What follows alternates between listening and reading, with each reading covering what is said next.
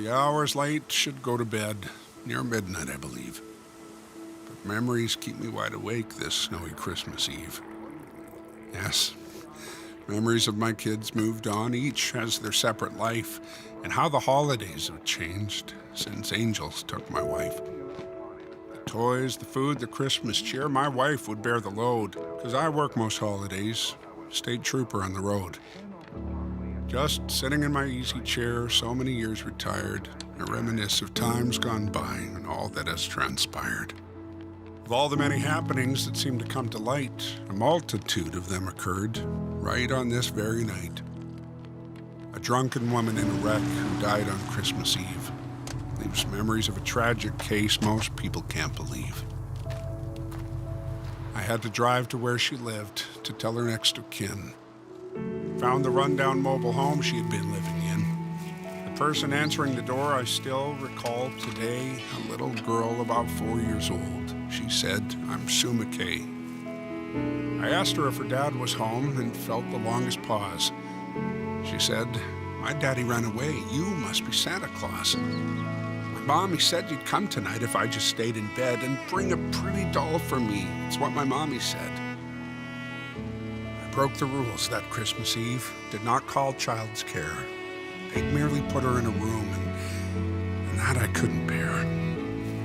I picked her up, took her home. My wife tucked her in bed and wrapped a pretty doll for her, just like Mommy said. Adopted by a loving home, and soon they moved away. I won't forget that Christmas Eve and little Sue McKay. Another bitter Christmas Eve, a blizzard to behold that had left a family in a ditch, just trapped there in the cold. By grace of God, I spotted them, all cold and gaunt with fright, drove them to a motel room to safely spend the night. One Christmas Eve, a homeless man, shivering and wet, was trying hard to get a ride I'm sure he'd never get. I picked him up and drove him to a diner on the hill to warm his bones and left him with a $5 bill. Strange how when you're all alone, what memories you recall. You think of everything you've done, and was it worth it all? Think about my God, my job, my children, and my wife. Would I do it all the same? Could I relive my life? Then comes a knock upon my door. This late, who could it be? A neighbor, or has Santa Claus come to visit me? The figure standing in the cold gives me a sudden fright. A trooper with that solemn look. Dear God, who's died tonight? Flashing back to bygone years, how I'd often stood on someone's porch to bring them news, and it was never good. Is this how life gets back at me for misery I've induced?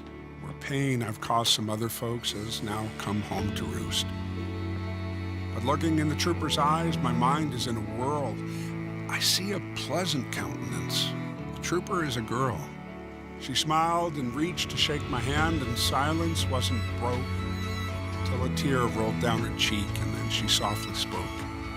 "I'm sure you don't remember me, but thought I'd stop and say, God bless you on this Christmas Eve. I'm Trooper Sue McKay."